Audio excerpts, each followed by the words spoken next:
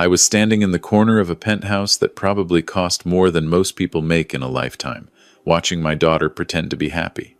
That's when I knew I had to make the call. My name is Vincent Reeves, and I'm 68 years old. For the last 5 years, I've been what most people would call retired. I worked as a bookkeeper for 40 years, or at least that's what my family thinks. The truth is a bit more complicated, but we'll get to that. My daughter Caroline is 35 now. Beautiful, smart, everything a father could hope for. She married young to a good man named Peter, and they gave me my grandson, Lucas, who just turned 7. But 3 years ago, Peter was killed in a car accident. Drunk driver ran a red light. Caroline was devastated. We all were. That's when Damien Ashford entered our lives. Damien is 38, tall, always wearing suits that cost more than my monthly pension. He owns Ashford Development Corporation, a real estate company that's been buying up properties all over the city. He met Caroline at some charity event about 2 years ago. 6 months later, they were engaged. I had my concerns, but Caroline seemed happy again, and after losing Peter, I just wanted to see her smile. The penthouse party was Damien's idea. He was celebrating closing some major deal, and he'd invited what he called the right people: politicians, investors, other developers. Caroline had asked me to come, said it would mean a lot to her. So I put on my one good suit and showed up. Vincent!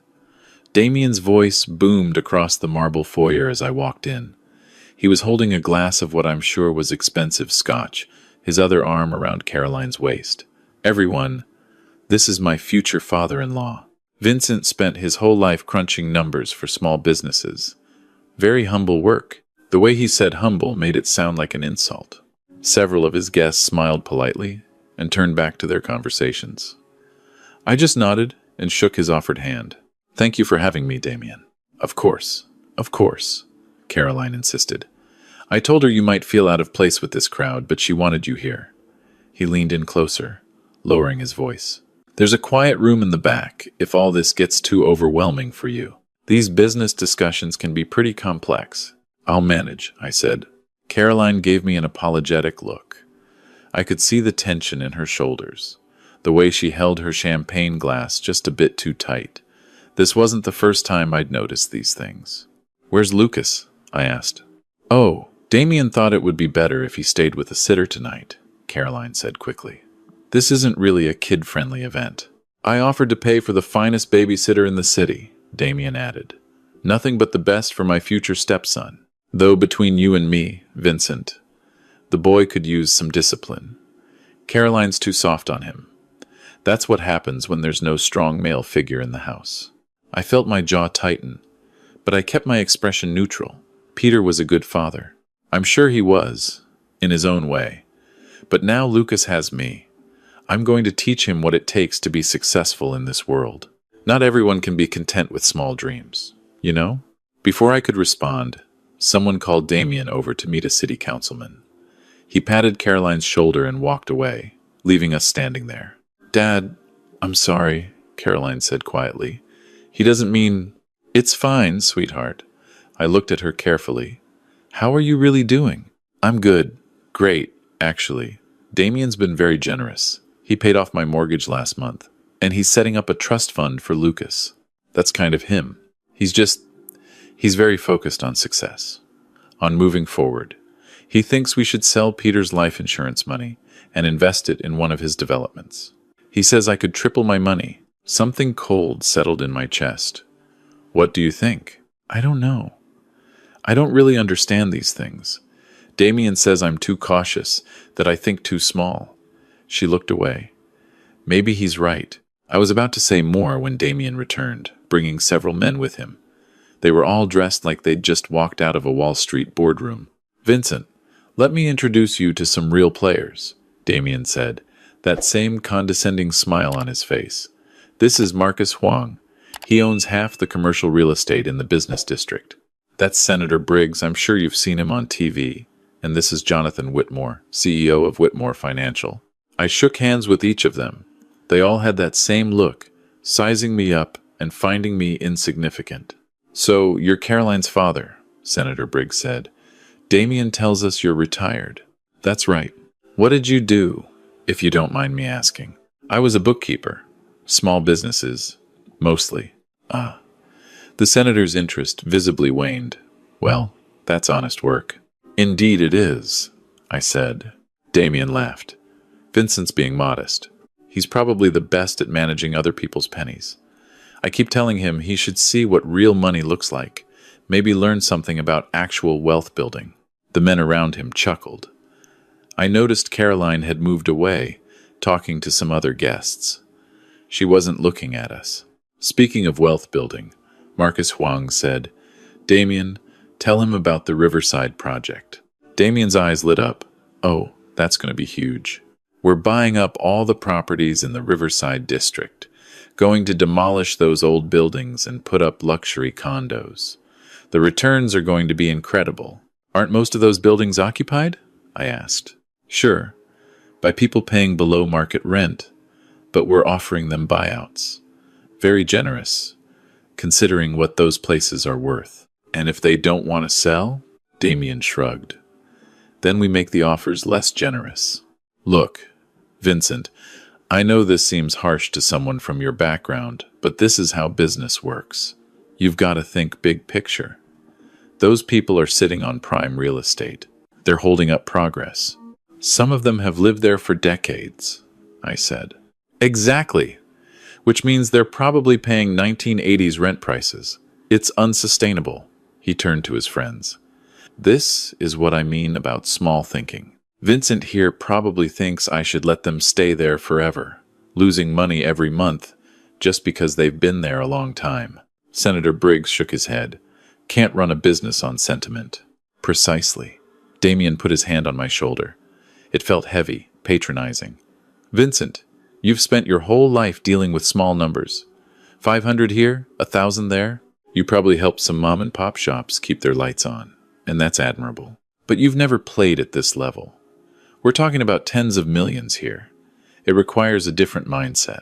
I'm sure it does, I said. The beautiful thing is, Damien continued, getting more animated, I've structured it so the profits flow through 3 different LLCs. Minimizes the tax liability beautifully. By the time the IRS figures out what goes where, we've already moved the money. It's all legal, technically, but you've got to know how to play the game. Jonathan Whitmore laughed. That's why we love working with you, Damien. You know every loophole. I prefer to call them opportunities, Damien said. The tax code is written by people who understand that wealth creation needs protection. Only suckers pay full freight to the government. I kept my expression neutral, but inside, my old instincts were waking up. 3 LLCs, money moving between them, profits being hidden from tax liability. I'd heard variations of this speech hundreds of times before, usually right before I put someone in handcuffs. Sounds complex, I said. Oh, it is. Way over your head, I'm sure. No offense, but you probably just filed 1,040 EZs your whole life, right? This is sophisticated stuff. Multiple holding companies, offshore accounts, shell corporations. It's financial engineering at its finest. Offshore accounts? Well, some of the investment comes from overseas partners. We're talking Cayman Islands, Bermuda, places that understand that privacy is valuable. He lowered his voice, even though we were in a private corner. Between us, about 40% of my actual net worth is in places the IRS can't touch. That's just smart planning. Marcus Huang raised his glass. Here's to smart planning. They all drank. I pretended to sip my water. The best part, Damien continued, is that I'm using Caroline's inheritance from Peter to invest in the Riverside project. She doesn't need that money, just sitting in some conservative account, earning nothing. I'm going to triple it for her in 2 years, maybe less. Does Caroline know the details of this investment? I asked. She trusts me. That's what matters. And honestly, Vincent, she doesn't have the financial sophistication to understand it anyway. No offense to your daughter, but she thinks balancing a checkbook is complicated. This is way beyond her. He laughed. It's beyond you too, but that's okay. Not everyone can be a financial mastermind. I watched him. This man who was going to marry my daughter, who had my grandson calling him dad after barely 2 years. He was so confident, so sure that I was just a harmless old man who'd spent his life adding and subtracting in dusty back offices. "You're probably right," I said. "This is all new to me." "See, you're humble. I respect that. You know your limitations." He turned to his friends. "This is what I love about Caroline's family. No pretensions, very down to earth. Not like some of the social climbers you meet." Senator Briggs smirked. "Speaking of which, how's the fundraiser going?" "Oh, that reminds me." Damien pulled out his phone. "Vincent, I'm going to need you to move out of Caroline's house soon. I know you've been staying there since Peter died, helping with Lucas, but we're going to need that space. I'm moving in next month, and I don't want Lucas getting confused about who the man of the house is." "That's my daughter's house," I said quietly. "Well, it's technically in her name, sure, but I'm paying the bills now. I paid off the mortgage, remember? That makes it mine, practically speaking. And I think it's time Lucas learned to respect male authority. Having Grandpa around undermines that." "I see. Don't worry. I'm not heartless. I'll help you find a nice little apartment somewhere, something affordable on your pension, maybe one of those senior living places. They have activities, I hear. Bingo, that sort of thing." The men around him were trying not to laugh. I could feel it, that familiar heat in my chest that I hadn't felt in 5 years. The anger I'd learned to control over 40 years of investigation work. "That's very thoughtful of you," I said. "I try to take care of family. Even if, you're not really going to be much of an asset to us. Caroline understands. She's ready to move on from the past. New life, new chapter. That means leaving behind everything that reminds her of her old, smaller life. And that includes, well," he didn't finish the sentence. He didn't have to. I excused myself and found the bathroom. It was bigger than my first apartment, all marble and gold fixtures. I locked the door and took a long breath, looking at myself in the mirror. The gray-haired old man looking back at me had patience. He'd learned patience over 4 decades. When I came out, I found Lucas's photo on Caroline's phone, which she'd left on a side table. My grandson, smiling at the camera, one of his front teeth missing. I thought about what Damien had said. Discipline, strong male figure, teaching him to be successful. I thought about the offshore accounts, the shell corporations, the multiple LLCs designed to hide income from the IRS, the Riverside project that was going to displace dozens of families, the way he was going to invest Caroline's money, the life insurance from Peter's death, in a scheme that had more red flags than a Soviet parade. I made my decision. I found Caroline in the kitchen, helping the catering staff. She'd always done that, even at fancy parties. She couldn't just stand around while other people worked. "Sweetheart," I said quietly, "I need to tell you something." She looked worried. "Dad, what's wrong?" "Nothing's wrong, but I need you to trust me. In the next few days, things are going to get complicated. I need you to know that whatever happens, I'm doing it to protect you and Lucas." "What are you talking about?" "Just trust me. And Caroline, don't sign anything Damien gives you. Not until after we talk." "Dad, you're scaring me." I hugged her. "I know, but I promise, everything's going to be okay. Your old dad knows a few things about finance that Damien doesn't expect." I left the party shortly after. Damien barely noticed. He was too busy explaining to another investor how he'd structured his latest deal to avoid capital gains taxes. The next morning, I sat in my small apartment, the one I'd lived in for 30 years, and opened my old file cabinet. It was buried in the back of my closet, under winter coats I rarely wore. Inside were things I hadn't looked at in 5 years. My credentials, my case files, my contacts. You see, I wasn't just a bookkeeper. That was my cover story, what I told my family to keep them safe. My real career was spent with the Internal Revenue Service Criminal Investigation Division. I was a special agent. For 40 years, I tracked down tax evaders, money launderers, and financial criminals. I'd sent corrupt CEOs to federal prison. I'd dismantled fraud schemes that cost taxpayers millions. I'd worked cases with the FBI, the DOJ, and the Treasury Department. And I knew exactly what Damien Ashford was doing, because I'd seen it 1,000 times before. I picked up my phone and called an old colleague, Sarah Martinez. She was still active in the CI division, now a senior special agent. "Vincent Reeves," she said when she answered. "I thought you died or something. 5 years without a word." "Hello, Sarah. I need a favor." "Of course you do. Nobody calls me just to chat. I have a case for you. Personal interest, but it's legitimate." I could hear her sit up straighter. When I said personal interest, she knew it was serious. We'd worked together for 15 years. She knew I didn't waste her time. "Talk to me," she said. I spent the next hour laying it out. The Riverside project, the multiple LLCs, the offshore accounts Damien had bragged about, the shell corporations, the way he was moving money around to hide income and avoid taxes, his comment about 40% of his net worth being places the IRS can't touch. "He said this out loud?" Sarah asked. "At a party?" He thought he was among friends, and he thought I was too stupid to understand what he was talking about. She laughed. "Oh, that's beautiful. Give me everything you've got. Names, dates, company names, whatever you heard." I did. I also told her about the Riverside project, the tenants being pushed out with increasingly aggressive buyout offers. "That's not my jurisdiction," she said, "but I know someone at the State Attorney General's office who handles housing fraud. Let me make some calls.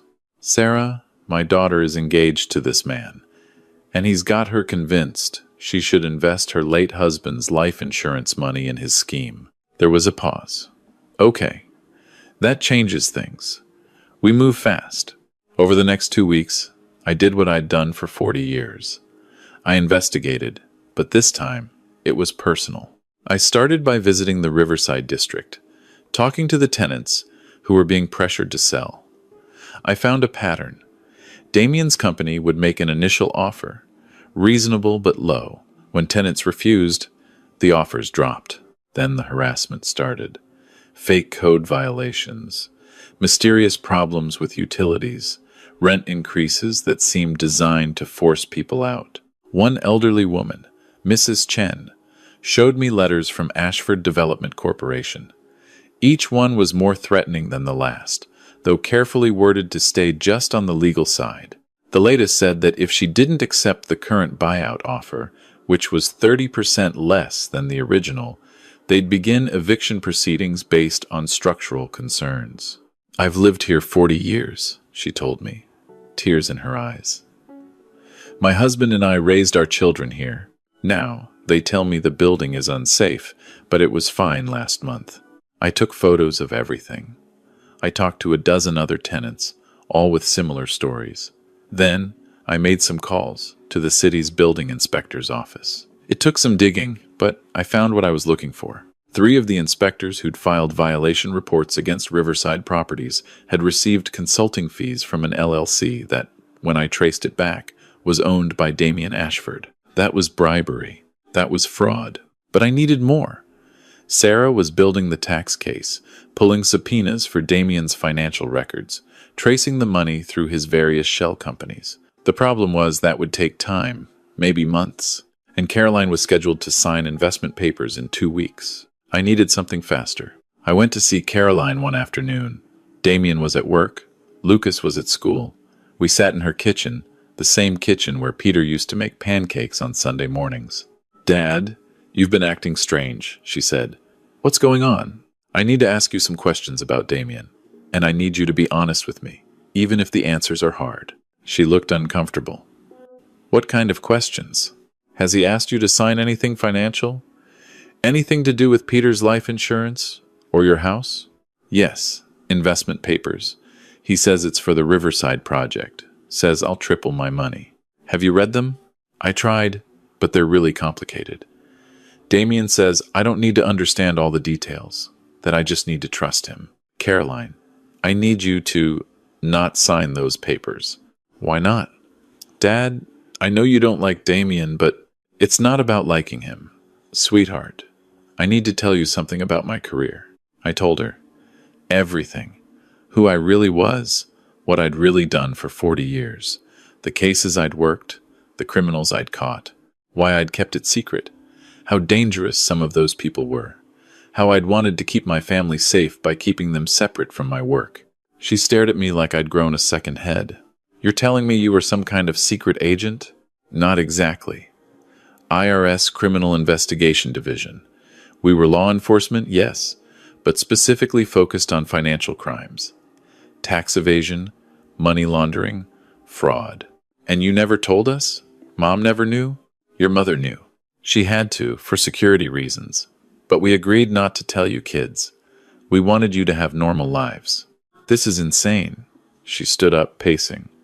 Why are you telling me this now? Because Damien Ashford is running a fraud scheme, and he's trying to get you to invest your money in it. Everything he's told you about the Riverside project is designed to separate you from your money while he hides his profits from the government.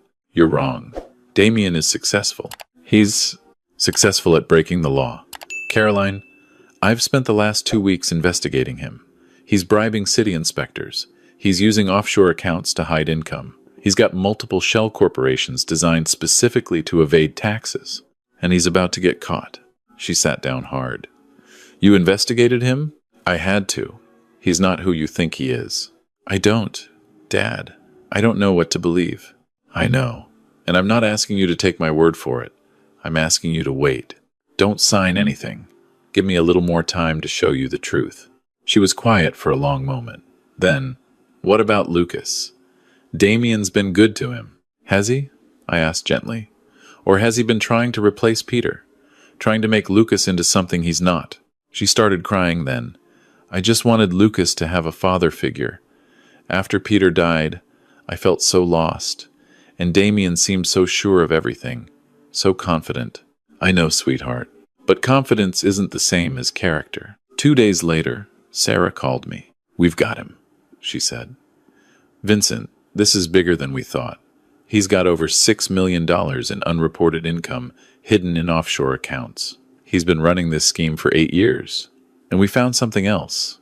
What?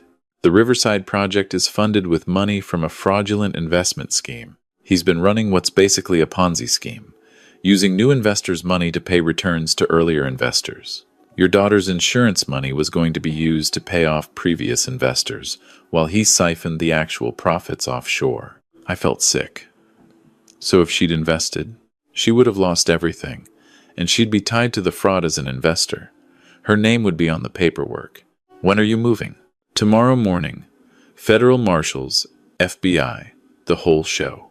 We've got warrants for his arrest, seizure of all his accounts, and search warrants for both his office and his penthouse. I want to be there. Vincent, you're retired. Sarah, I want to be there. She sighed. I'll clear it. But you're observing only. No badge. No authority. Understood. I called Caroline that night. Tomorrow morning, I need you to take Lucas to your friend Jennifer's house. Stay there until I call you. Dad, what's happening? Justice, I said. The next morning, I stood across the street from Ashford Development Corporation's offices with Sarah and about 20 other federal agents. The sun was just coming up, turning the glass high-rise gold. You're sure about this? Sarah asked me. I'm sure. At exactly 7 a.m., we moved. FBI agents went through the front door. IRS agents came in through the parking garage.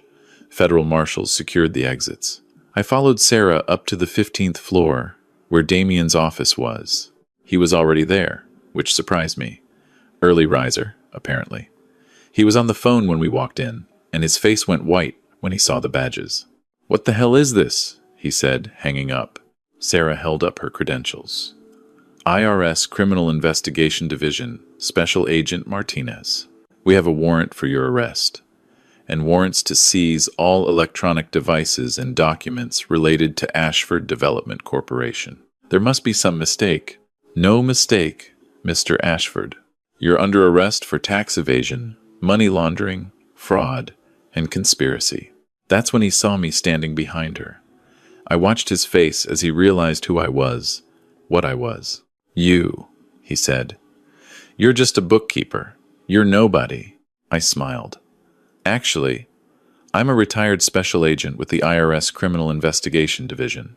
40 years of service. And I'm Vincent Reeves, the father of the woman you were about to defraud. He lunged at me. Two FBI agents grabbed him before he got close. "You had no right," he screamed. "That's my fiancé. My family." "She's my daughter," I said quietly, and I had every right to protect her. They put him in handcuffs. As they let him out, he was still yelling about lawyers and mistakes, and how he was innocent. All the things they always yell. Sarah put her hand on my shoulder. "Good work. I'm retired, remember?" "Right. Retired," she grinned. "Come on. The search is going to take hours. Let's get coffee." By noon, the news was everywhere. Damien Ashford, prominent real estate developer, arrested in massive fraud and tax evasion scheme. Over a dozen co-conspirators also arrested, including Senator Briggs, who'd been receiving illegal campaign contributions, and two city inspectors who'd taken bribes. I called Caroline. "You can come home now." She arrived an hour later, Lucas in tow. My grandson ran to me immediately. "Grandpa, Mom says we're not moving." "That's right, buddy. You're staying right here in your house." Caroline looked exhausted. "I saw the news. I can't believe. Was any of it real? The way he felt about you? I don't know. Maybe, in his own way. But the man he showed you wasn't the real him. The real him was someone who hurt people for profit." "I feel so stupid." "You're not stupid. He was a skilled manipulator. That's how these people work. They find vulnerable people and exploit them." I took her hands. "Sweetheart, you lost Peter. You were grieving. You wanted someone to make you feel safe again. That's not stupid. That's human. You could have told me sooner. About your job. About who you really were. Would you have believed me? Without proof?" She thought about that. "Probably not. I would have thought you were just being an overprotective dad." "Exactly. I had to build the case. I had to make sure that when I acted, it would stick. Otherwise, he would have just painted me as a jealous father trying to ruin his daughter's happiness." Lucas tugged on my sleeve. "Grandpa, why did the police take Damien away?" I knelt down to his level. "Because he broke some important rules. Rules about being honest and treating people fairly. Is he coming back?" "No, buddy. He's not coming back." Lucas considered this. "Good. He told me I throw a baseball wrong, and he said my drawings were stupid." Caroline closed her eyes. "I didn't know he said those things." "Kids don't always tell," I said, "especially when they think they're supposed to like someone." Over the next few weeks, the case expanded.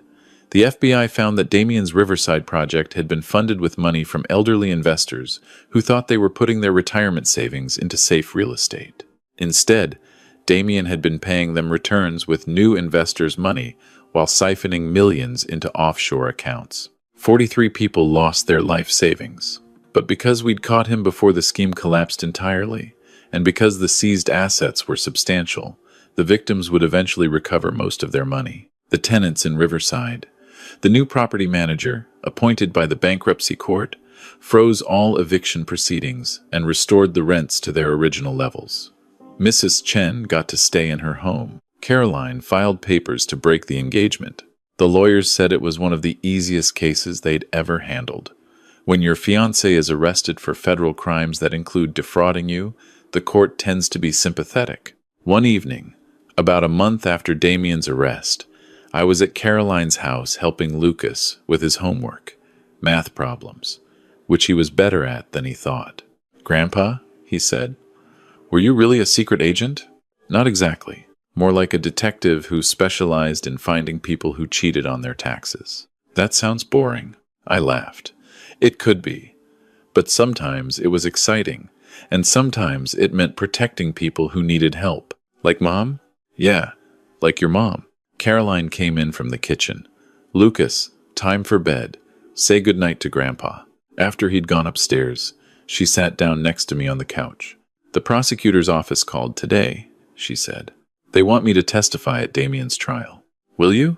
"Yes. They said he's facing 20 to 30 years in federal prison, between the tax evasion, the fraud, the money laundering, and the bribery charges." "That sounds about right." I keep thinking about how close I came. If you hadn't been here, if you hadn't known what to look for, I would have lost everything. The house, Peter's insurance money, all of it. And Lucas would have had that man as a stepfather. "But you didn't lose it," That's what matters. Because you protected us. Even when I didn't believe you. Even when I thought you were just being a difficult dad. She wiped her eyes. I'm sorry I didn't trust you.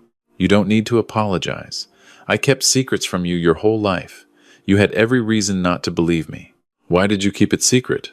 The job, I mean. Why not just tell us? I thought about how to answer that. Because the people I investigated, some of them were dangerous. Not all of them, but enough. And I didn't want anyone coming after my family to get to me. So I created this cover story, this identity as a boring bookkeeper. It kept you safe, but Mom knew. Your mother was remarkable. She understood why it had to be this way. And she never told a soul, not even her sisters. She took that secret to her grave. We sat in silence for a while. Then Caroline said, "Teach me." Teach you what? How to see what you see. How to know when someone's lying. How to protect myself and Lucas. She looked at me with those eyes that were so much like her mother's. I don't ever want to be that vulnerable again. So I did. Over the following months, I taught her what I'd learned in 40 years of investigation. How to read financial statements. How to spot red flags in investment opportunities. How to verify someone's claims instead of just believing them. How to trust her instincts when something felt wrong. I taught her that being cautious wasn't being weak. That asking questions wasn't being rude. That protecting yourself and your family wasn't being paranoid. And I taught her something else. Something I'd learned over 4 decades of putting wealthy criminals in prison.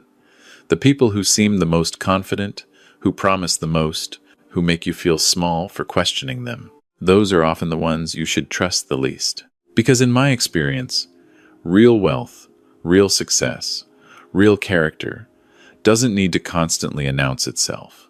It doesn't need to put other people down to lift itself up. It doesn't need to tell you how smart it is or how stupid you are. The truly successful people I'd known in my career, the ones who built legitimate wealth and helped others along the way, they were almost always humble. They asked questions.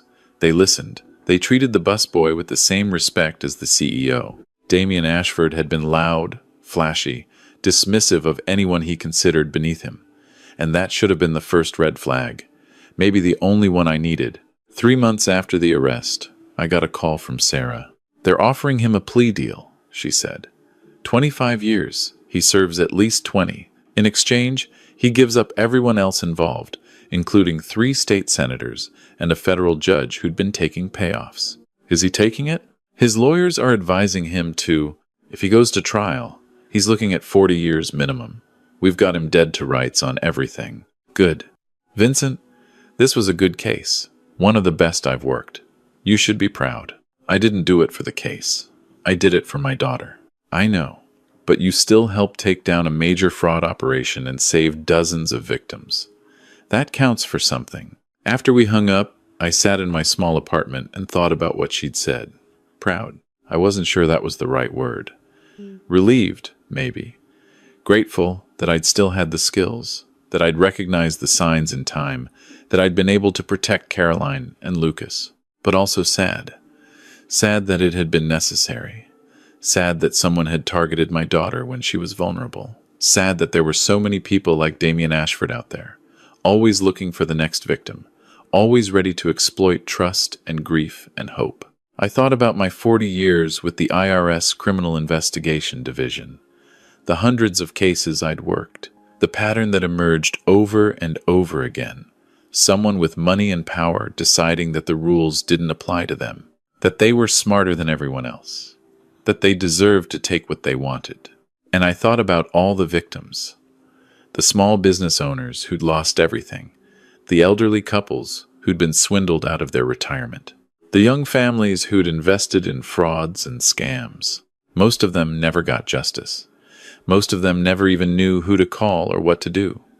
They just suffered in silence, blamed themselves, tried to rebuild. But Caroline wouldn't be one of them. Lucas wouldn't grow up with a criminal stepfather. Mrs. Chen wouldn't lose her home. This time, I'd been there. This time, I'd known what to do. And maybe that was enough. A year later, I was in the backyard of Caroline's house, teaching Lucas how to throw a curveball. He was getting good at it, his small hands figuring out the grip I'd shown him. Like this, Grandpa? Perfect. Now remember, it's not about throwing hard. It's about the spin. Finesse over force. He wound up and threw. The ball curved beautifully, just missing the strike zone I'd drawn on the garage door. Almost, he shouted. Did you see that? I saw it, buddy. You're a natural. Caroline came out with lemonade. You two have been out here for an hour. Don't you think it's time for a break? Just 5 more minutes, Mom, Lucas pleaded. Okay, 5 more minutes. Then Grandpa needs to rest his old arm. She sat down on the porch steps, watching us play.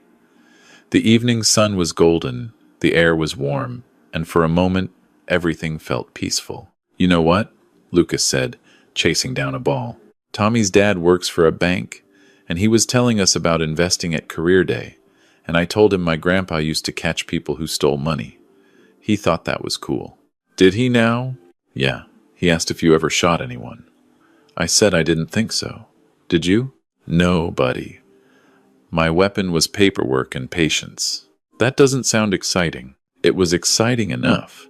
Later, after Lucas went inside, Caroline and I sat on the porch together. He adores you, she said, more than ever. He's a good kid. He is. And he's lucky to have you. She paused. We both are. I don't think I ever really thanked you for what you did. You don't need to thank me. I'm your father. That's what fathers do. Not all fathers. Some fathers would have just let it happen. Let me make my own mistakes. And you would have paid for those mistakes for the rest of your life. No, I couldn't let that happen. She leaned her head on my shoulder. You saved us, Dad. Really saved us. We sat there as the sun set, watching the sky turn orange and pink. In the distance, I could hear Lucas inside, talking to himself as he played with his toys. Normal sounds, safe sounds. And I realized something. For 40 years, I'd been fighting against people like Damien Ashford, trying to protect strangers from fraud and theft. It had been important work.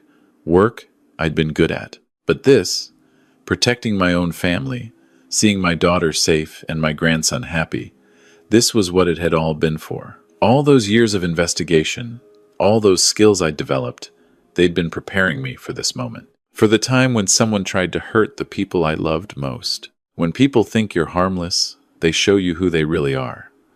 Damien had thought I was just a harmless old bookkeeper, too small-minded to understand his sophisticated schemes. He'd shown me exactly who he was, never imagining that I could understand every word, that I knew his playbook better than he did, and that had been his downfall. I don't know if there's a moral to this story. Maybe it's that you should never underestimate the quiet people. Maybe it's that arrogance blinds you to danger. Maybe it's that family is worth protecting, no matter what it costs.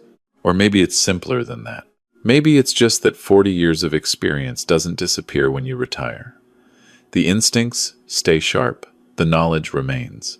And when someone threatens your family, you use every tool you have. I used the tools I had. And my daughter and grandson are safe. That's all that matters.